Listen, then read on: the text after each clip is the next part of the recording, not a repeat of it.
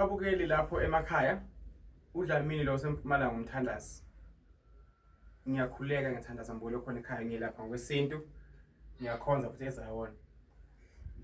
Mbolo khona ekhaya. Idliso. Kuyenzeka umuntu afike afune idliso. Noma yenze ngisho ukuthi ngaba ngumuntu okanjani wesilisa noma wesifazane. Ushadile noma ungashadanga.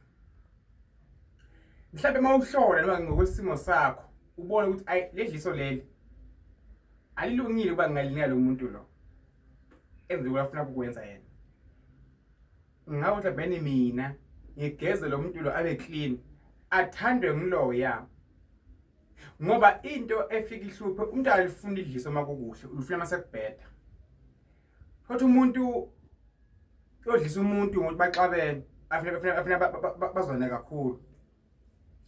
Kanti lo sekukhanda impi khanda nekugula kulo osuke sadlisiwe. Indlela zekudlisa umuntu zehlukahlukene kaningi. Ungamdlisa umuntu ukuthi umphathe kahle umthande.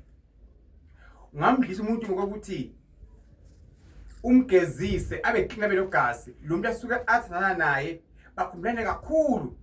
My feelings abahlezi aphezulu ngosonke isikhathi. Hayi ngekuthethe umuthi uzofaka ngaphakathi esifubeni. Yebo siyakhumbula nasendulo ukuthi yonke into iyalekelelwa. Even inkomo zikhandela iziko ukuze zizale kahle ezande zingafi. Nala kwakhena ama relationship ngendaba yedliso. Angasho ukuthi mina hayi nginalo le strong limbamba umuntu angayindawo. Yeah, amadliso amaningi. Nedliso ledlozi. Nedliso lokuthi uzigeze wena ngento zesintu uthandeke ube negazi lomuntu wakho.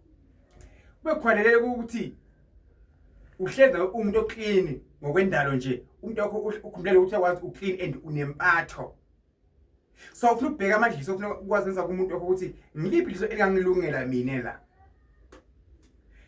Isikhathi umuntu umdliso ngokuthi uhlezi uphansi awubi nayo uyazi noma ngabhayiza kangakanani but umuntu lona uhlezi anobuntu angiyindawo kuye. So amadliso ehlukene amadliso awafanani. Ngoba uyalifostela lelo muthi ufike liphume eceleni. Angithi ngiyabheka ngokwesintu sami hayi man. La ufuna ngigeze oyedwa la. Lo ufuna ngimgeze lo uthi akhona lo muntu lo ya. Eshaya uthash lo muntu lo ya. Ehlisa umoya. Akamloyi ngamdlisi ngephupho. Yebo ongasebenza kodwa ufuna ubheka ukuthi wazenza endaweni eright na efanele yini na ngolo khona ekhaya. Sikhuluma ngedliso nje. Ulifaka umuntu idliso limgulisa.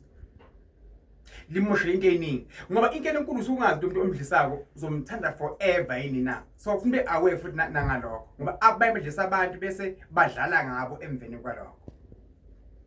Empeleni omnyanga ngasho ukuthi umuntu wangifuna ngabe ngoba umuntu odlisa omunye kufanele kube indoda edlisa into esifazane nakhona uma esemkhokhela inkomo amlobola and ukhokhela udlise umuntu ozomnakekela ngoba vele indoda vele even esendulo beba nesithembu. What if vele uzoba nesithembu kanti lo wesimame usekudlisile yena athi ufuna ukuthi ubheke yena yedwa kanti wena idlozi lakho nenhlaka yakho ifuna ukuthi uganwe ngomunye. Daleka impilo lapho ngiyenqusha ngisho lapha emveni kwalokho. Kodwa mina nganikhanda nababili nizwane nihlale ekhaya kithi. Nginikhande ngani ngokwedlozi okwenhlabathi nginibike emsamo ukuthi umkhulu labantu abayindawo abahlale la. Noma uthi ufuna ukuhamba ushaya uvalo uhlale phansi. Shana ukuthi ngikhande ngayiphi indlela.